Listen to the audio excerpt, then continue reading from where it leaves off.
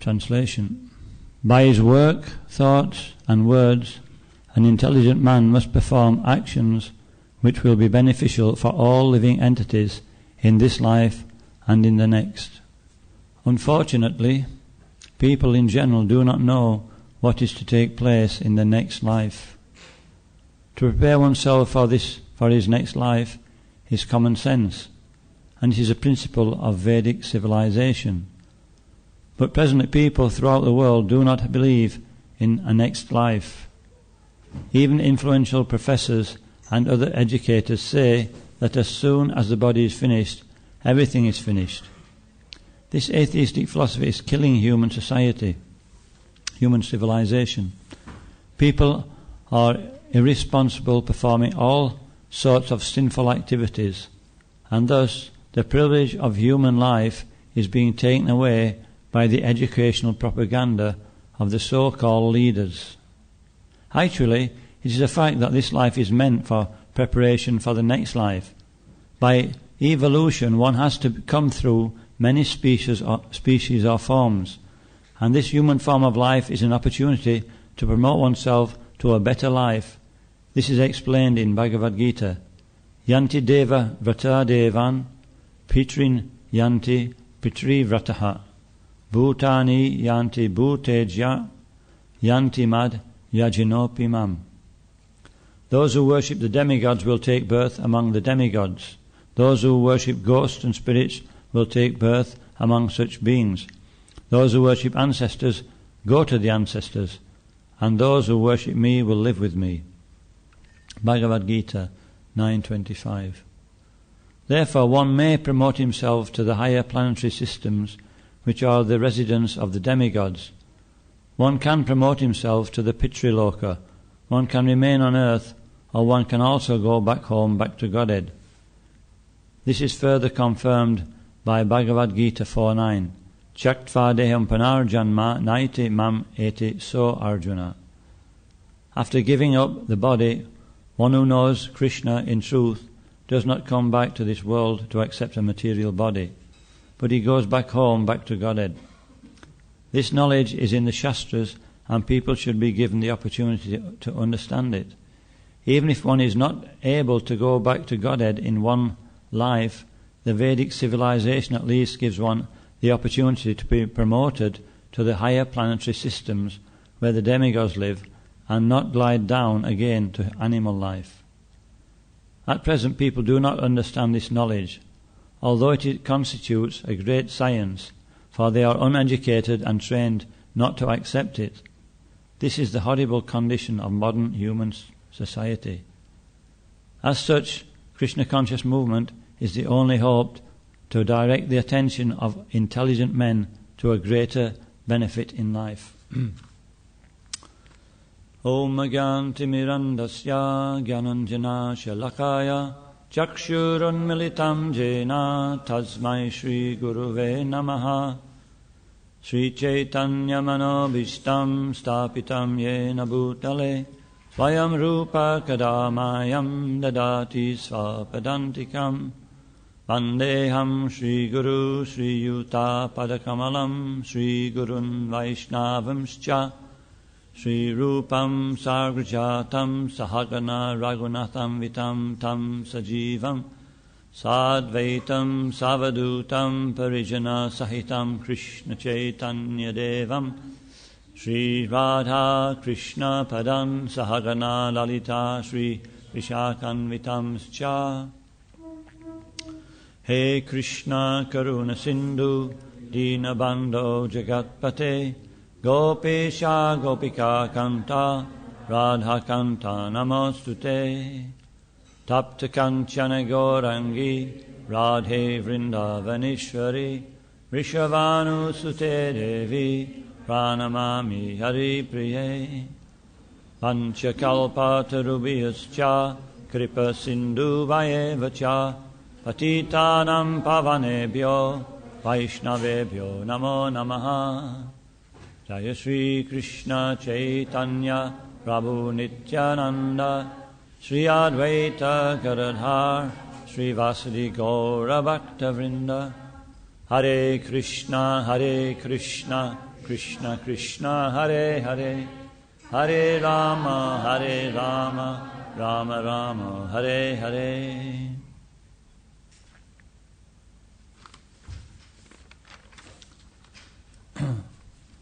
So this verse and the previous verse, it's been speaking about the condition of society at present. And the biggest problem is ignorance. That's the natural condition of the material world. It's anda kupam. It's a deep dark well. Or anda, it's a egg-shaped. It's egg-shaped, but inside it's very, very dark. And only by reflection from the spiritual world is there any light. So this is the nature of everything, is that it's gradually covered by ignorance, and eventually still there's no activity at all. So, but human form of life is very different from the other species. Human form of life is like the junction, the crossroads. And so in the scriptures, tamasima jyotirgama. So tamas means darkness, ignorance. Jyotirgama, we shouldn't stay in darkness, we should go to light. And then it backs up this with two more sayings. Asato ma satgama. Asato, that which is impermanent. We shouldn't go for things which are impermanent. We should go for those things which actually last. This is natural, is it? When we go shopping, we try to shop for the best. What's the things we ask the shopkeeper? Is it good quality? Well, oh yes, it'll last. So we naturally want the best, but we settle for the worst. This is illusion, this is ignorance. And then the last phrase is Mrityuma Amritaba. This is the end of human life. The end of all life is that everybody has to face this cruel process of death. And in the Srimad Bhagavatam, this process is described. It gives an analogy. Is it an analogy, or is it, what's the other one? Allegory. I think it's an analogy. What's the difference between an analogy and allegory? Allegory is a story. An analogy doesn't have to be a story, does it? It's something similar. So it's an analogy. It says there's a machine, and it's rotating with blades very fast, and it's chewing up everything in the universe. And this is described as death. Nobody escapes this rotating machine. This is what Puranjan, this is what Prachina Barishat heard from Narada Muni. He was preaching indirectly to him, because the king was absorbed in material activities. He was absorbed in ignorance. Even though he was a king, still the nature of the world is that our knowledge becomes covered, and you become caught up in lesser activities, karma kanda and so forth. And so Narada Muni, he wanted to, give him a break, because he was actually a devotee. He was born in a devotee family, and that's why Narada Muni took time to preach to the king. And then he preached indirectly, and then King Prachinabarishat started to realize he's talking about me. And then he went into more detail. He started to ask Narada Muni more detailed questions. So I say this is what the Srimad Bhagavatam is doing. When we hear Srimad Bhagavatam, I know one devotee, when he first joined, he used to sit there and then he'd go, he's talking about me. And so that's a fact. When we read Srimad Bhagavatam and we hear Srimad Bhagavatam, if we're actually listening, it should hit the heart. Wait a minute, this is me. And then what happens? We become inspired to ask questions. I was talking to one devotee the other day. He said, naturally, if we're actually hearing Srimad Bhagavatam and Bhagavad Gita, we can't help but have so many questions. Look at Maharaj Parikshit. He was asking so many questions from Sukadev Goswami. Do you think we could be in the same situation? If everybody was told you've got 7 days to live, would you be in the same frame of mind as Maharaj Parikshit? What do you think? Good question, isn't it? probably, we'd start to think about so many things. Whoa! So this is what we're training now, so that when we get this information, that we don't start, panicking. So we're, in other words, mrityuma. We shouldn't settle for this world of birth and death. It's such a painful situation. The hospitals. Has anybody been to the hospital lately? We've become so moved from the Vedic version. We've got a new form of medicine, and it just means pain from beginning to end. It's just a painful situation. If we go to the Vedic medicine, no pain. No pain. Unless we actually leave the disease until it really manifests very grossly. And so this means that out of ignorance we're creating things, we're creating situations, even medicine, so just so we can try to make a better situation, but in our ignorance we make a situation which is not beneficial for us. So we're just giving in the Madhurya Kadambini. There's definitions of ignorance. So let's see if we can recognize any of these. There's 5 kinds of ignorance. First one, avidya. Ignorance. To mistake that which is impermanent to be permanent, that which is full of misery to be blissful, that which is impure to be pure, and what is not the self to be the self. I see Prabhupada, when he was leaving this world, there's a footage film about him leaving the world, and he can barely speak. And what does he say? We are not these bodies.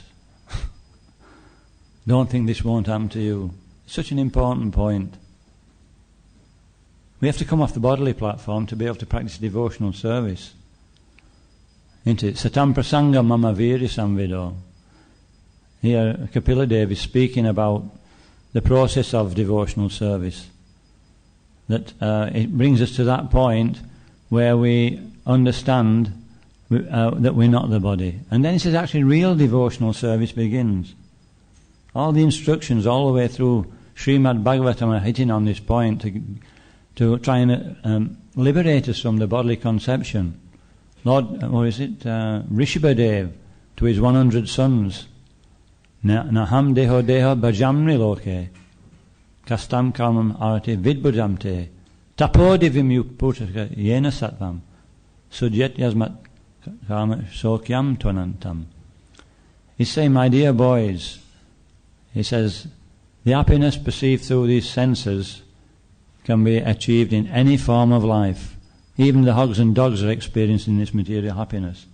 He says we shouldn't search for this temporary happiness, but search for that happiness which is eternal. He says that happiness which goes through, yesterday we were talking about sacrifice. If we sacrifice now, he says then we come to the point of devotional service. We explain that, actually, our Bhagavad Gita is bringing, just by sacrificing something, not being selfish, eventually if a person starts to hear, he can go through and come to the point of pure devotional service. And Rishabhadev is saying at that point that then one experiences a happiness which lasts forever. One never loses that happiness. So it's important that a devotee, at least theoretically, understands this point, because even in devotional service, until we completely, all the impurities are wiped off, there's always some, what's that there? There's some, what does Bhagavad Gita say? Tasmat agyan. There's always some doubt, and that doubt is coming from avidya or ignorance. So the acharyas are giving us plenty of warning. Asmita, this is false ego. The bodily identification of I am mine, and to accept only direct sense perception as real. Raga, attachment, the desire to obtain material happiness. And dvesha, raga, dvesha vimuktaste. Dvesha means hatred, aversion to unhappiness, or the cause of unhappiness. And last one, we come back to the same one again, abhinivesha,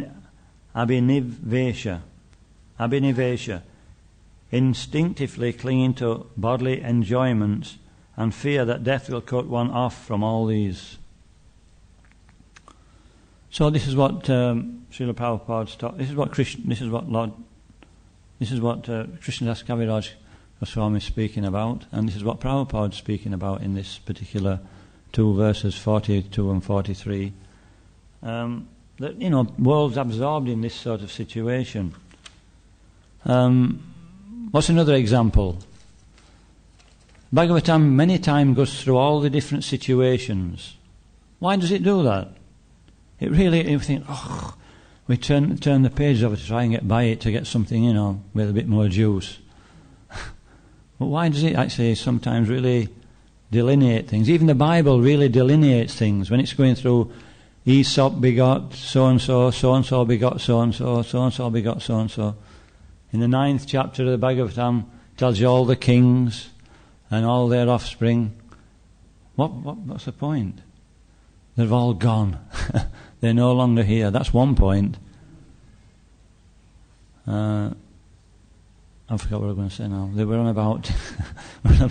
We've gone off a point a little bit now. So, it keeps emphasizing the points. We're on about the kings, and there was another point why it emphasizes. That's right, the different levels of living entities in this world. And even Madhuri Kadambini starts to emphasize this. It starts in the very beginning. What's the first stage? What's the first stage of conscious life? Annamaya. And what do we want to do? What does a baby want? What's the first thing a baby wants to do? Eat. So a living entity can be on that stage. All he wants to do, find food. I remember when on the Bhakti course it was like that. I thought, the Bhakti leader were taking the Madanga. The Prashadam was over there, and he was going over there with the Madanga. And why is he going over there and the Prashadam's there? He's a sadist. So this is the first stage, Annamaya. So we may be a little bit more elevated than Annamaya. So what's the next one? Pranamaya. Living entity. Prana means life force, the life air. So a living entity starts to perceive that actually I exist. A baby doesn't know he even exists. But, then we start to realize that there's existence. Pranamaya. Then there's Jnanamaya. Jnanamaya means we start to differentiate between the body and the soul. It's the human form of life. So this is the stage we should be at least on, Jnanamaya. But Srimad Bhagavad Gita gives facility for the lower 2 stages. At least the lower one. It's giving us a facility even to work in this world in ignorance and gradually elevate ourselves. So Jnanamaya. And then we come to Vijnanamaya. Vijnanamaya. So this means realization of the self. This is what Prabhupada was saying when he was leaving this world. We are not these bodies. When we actually understand, I'm not the body. Not just in theory, but we actually understand it in fact. And so this is what we are aiming to achieve in devotional service. And by the process of devotional service, all we have to do is engage ourselves 100% in the activity. It's so simple. We don't have to do any theorizing, is it? We don't have to, really be a scholar, but we have to be serious. Krishna says in Bhagavad Gita, he says that even if we can't understand the instructions of the spiritual master, or we can't understand the books that he's given us, if a devotee is trying to serve Krishna with love, then he will get everything necessary for understanding the goal of life. It's called realization. And that's coming from within. It's called realized knowledge. So, Nate vidus vartikate mi Vishnu. This is the present situation. Does any scholars give their the interpretation for that one, the translation. Nate vidu svartikatim e Vishnu. This is Prahlad Maharaj. Hiranyakashipu, he's ready to kill Prahlad Maharaj, and Prahlad Maharaj is not on the bodily platform, he's not in ignorance, and he's giving his father instructions, and this is one of the important ones. Nate vidu. They do not know. People do not know that the goal of life is to worship Lord Vishnu and go back home to Godhead. He says, therefore the civilizations become, Nate vidu svartikatimi Vishnu durashabha artamani andayatandir upani manas. Anda means blind. It's the blind leading the blind. A world of blind leading the blind. It's only when we come to Srimad Bhagavatam class and Bhagavad Gita we can be assured, if the speaker's speaking from Bhagavatam, of course, that we're getting the real thing. Everything else is very much to be avoided. So what's the process of becoming freed from this situation? What's the process of the Srimad Bhagavatam? Where does it start? Here. That's right, hearing. But it starts before hearing. In Bhagavad Gita, it starts to give that Tat Shrinu. Now just hear from me. How by practicing yoga in full consciousness of me, with mind attached to me, you can know me in full, free from doubt. But there's another stage which Bhagavatam gives. What is that? And it's the next verse which Prahlad Maharaj was going to speak to in Hiranyakashipu. He said, Nate vidu svartikatimi Vishnu. Then he quotes another verse. Unless we smear on our bodies the dust of the lotus feet of a devotee who is completely free from material contamination, we cannot understand this science. So Srimad Bhagavad Gita starts with the same. It says, Shushrusho Shradhadanasya Vasudeva Katari Ruchi Syan Mahat Sevaya Vipra Punyatirtha Nishevanat. He says, if we serve those devotees who are free from all material contamination, he calls it vice, he says, then this is the best service, great service is done. And then by that activity we get what? What's the word? This is where you come in. What do we get? What does it say? We get the affinity to hear Srimad Bhagavatam and Bhagavad Gita. But this service is of a particular quality.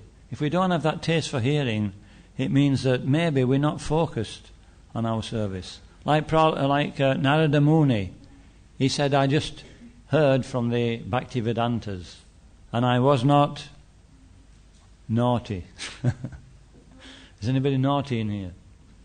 Any naughty devotee? He said, I was not naughty. I heard it properly, and then they benedicted me with it. It says in the Bhagavatam that I took their prasad. And many devotees, they want the mercy through prasad, through foot dust, through the water which has washed the feet. But actually, this is secondary to the real mercy, is that we please those devotees by service. And then they benedicted him with knowledge. This is what Prabhupada writes. Srinvatam svakata Krishna punya shravana kirtana ridantaksto heabhadrani vidunati sanitram. And Prabhupada writes in that purport that the most attractive thing in this material world, the biggest ignorance, is the attraction to sex life. And he says if we learn this art of hearing properly, just hearing, he says we can become freed once and for all, forever from this attraction. Many stalwarts have come unstuck because of this attraction between male and female, the biggest ignorance. What was an example? Subari Muni. Actually, yesterday we were speaking from that chapter about how he fell down. Is that right? He fell down because he saw two fish copulating. Can you imagine? So, this is just by hearing Srimad Bhagavatam, absorbing ourselves in service, then this material attraction starts to go far distant.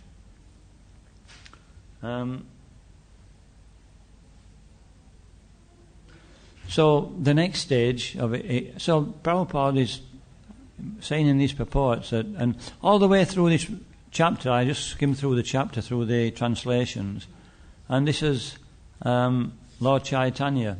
He's speaking about, what's the title? I forgot the title now.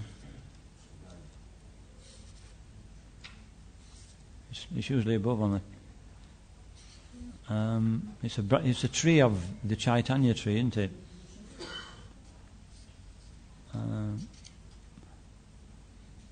No title. Yeah, something like that. Desire tree of devotional service. And Lord Chaitanya is explaining how this tree is coming in. There's two branches, Lord Nityananda and Lord Sri Advaita Acharya. And that the great other acharyas in line, the sannyasis, Prakashananda Sarasvati, and so they're like the roots of the tree. But we are part of the extension of the branches of the tree. And the whole point that Lord Chaitanya is making here is that we should preach. He said the nature of a devotee, what's the real quality of a devotee? Good question. There's so many qualities given. What's the real quality of a devotee? Compassion. I can't remember where I read it, but I read in one purport, it said that, we cannot really be called a devotee unless we give devotional service to others. And when you think about it, it's a true saying, isn't it?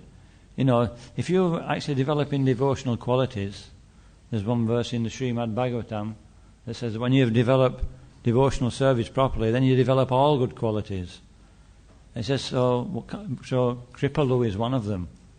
So we're not actually developed properly until we come to the stage of feeling that we need to give it to others. And so our lifestyle should be such that we start to naturally be able to implement that in our lives. It's just like in material life. There's so much to do for a materialist.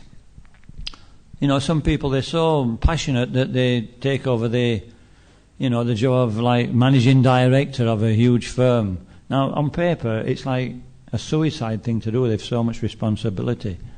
But once a week, if you go to his office, he won't be there. Why? What will he be doing? He'll be going. He'll be playing golf. Can you imagine? He's got so much responsibility, and he's playing golf. And golf, it's not a quick thing. It's like 4 hours, 5 hours out of the day. And so what's the point I'm making here? That, you know, as devotees, you know, he sees that his raison d'etre, his reason to exist. This is why he's working so hard. One of the reasons is so he can actually play golf for the week, during the week one day. So what about a devotee? What's his goal? What's his goal? Because his activities should complement that goal. His goal is to go back to Godhead. His goal is to go back to Godhead. So he should perform the activities which help that. And in Bhagavad Gita it says that, Lord Krishna says, there's nobody more dear to me than one who preaches this science to the devotees. And so, you know, sometime during the week, every devotee should find the time to preach. It's, you know, the thing that we should do. Like weekend, we started this weekend warriors. You know, what's the difficulty? You know, the difficulty is we've got to come out of ignorance. We've got to come out of the attachment for things which we don't really need and become attached to those things which we actually do need. Lord Chaitanya, he was travelling in South India, and he came across one Kurma Brahman. And this Kurma Brahman, he was so attached to devotional service, he wanted to follow Lord Chaitanya. And Lord Chaitanya told him, no, you don't be a crazy fellow. He says, go back home and you cultivate devotional service amongst your relatives and also give it to others.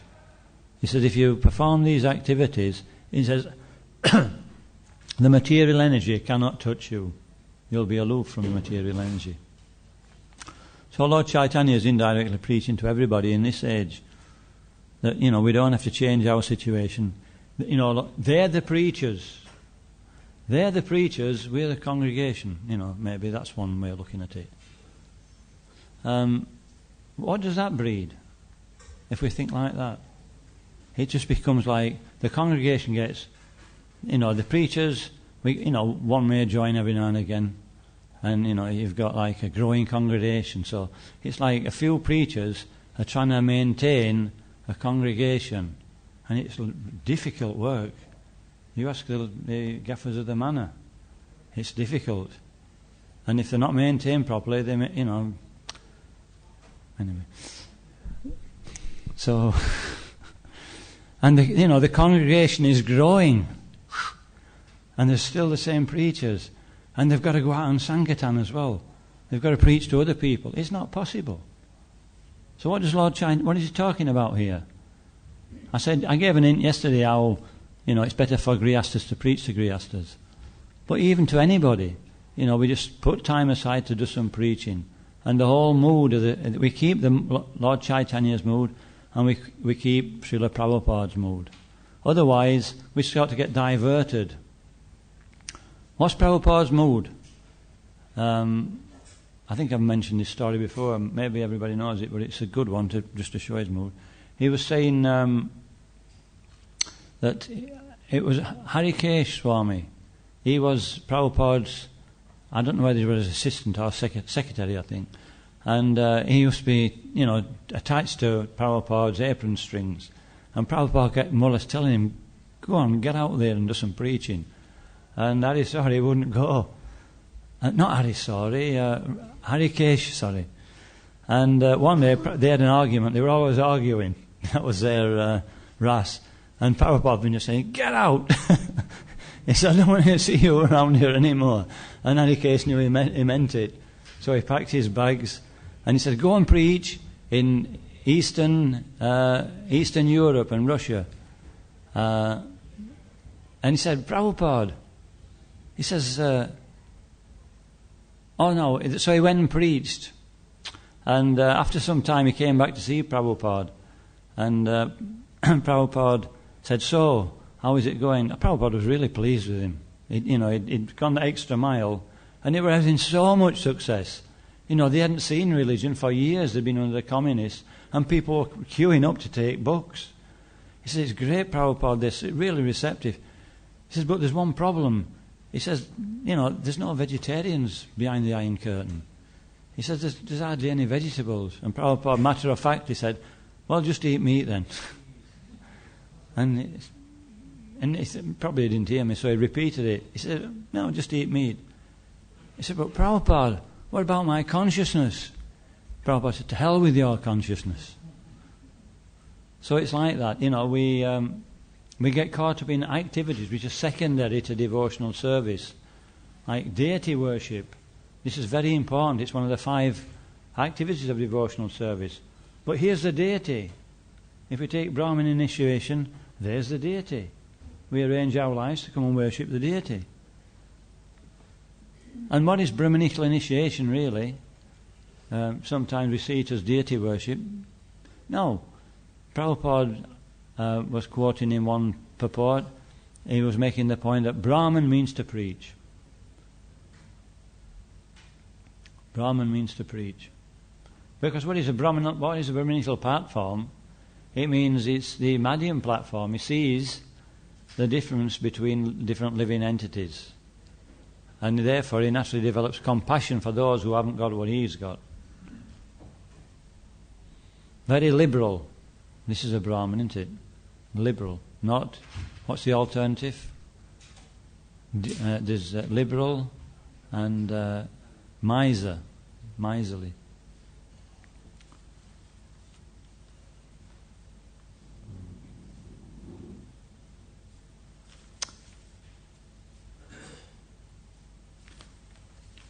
Yes, so Iha Yashya Harer Dashyer Kamana Manasa Gira Nikalash Avastansu Jivan Mukta Sauchite. So this is what we're trying to achieve.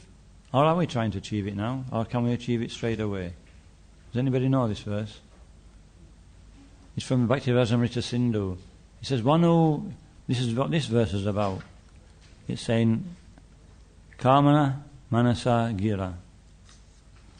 One who engages in devotional service with body, mind and words in the service of the Supreme Lord, and here it says intelligence, he says then he's actually already liberated. Well, there's one thing that this verse says that this other verse doesn't say. It says intelligence. What does intelligence mean? Prabhupada, he was in his last days, and he called for Giriraj Swami. And Giriraj Swami was a brahmachari at the time, and he thought, it must be important, they've woke me up from sleep. So he went in to see Prabhupada, and Prabhupada said, so what do we need to do for this movement to go on? And he thought for some time, and he gave the answers of purity, Prabhupada, and following following strictly what you've given us. And Prabhupada added something. He said intelligence and organisation. And so this is the thing that maybe is missing from the society at the moment. Is that, many times we talk about this vision, and everybody, it's too much. It's too much. But what is it, vision, when we think about it? Is it something complicated? We don't do anything without vision, do we? I mean, if you're doing things without a vision, they think you're nuts. They think you're an idiot. What are you doing? I don't know. Where are you going? I don't know. Well, that's what's happening, Individually, we have to have a vision in everything we do. So what Prabhupada was wanting with intelligence and organisation, it means creating a frame of mind within the society, a common frame of mind, so that there's cooperation in everything we do. So it seems like that's the next stage, that we learn the art of being able to work together with a common vision. And here Sri Chaitanya Mahaprabhu is giving us this common vision. If we're not intelligent to create such a vision, then he's saying here, centre our activities around becoming Krishna conscious and giving it to others. Because when we start to give it to others, then we have to really cooperate. Vishwambhava knows that, right? It really takes a lot of cooperation. So I'll not carry on any further. I'll just stop there. So if anybody's got any comments or questions.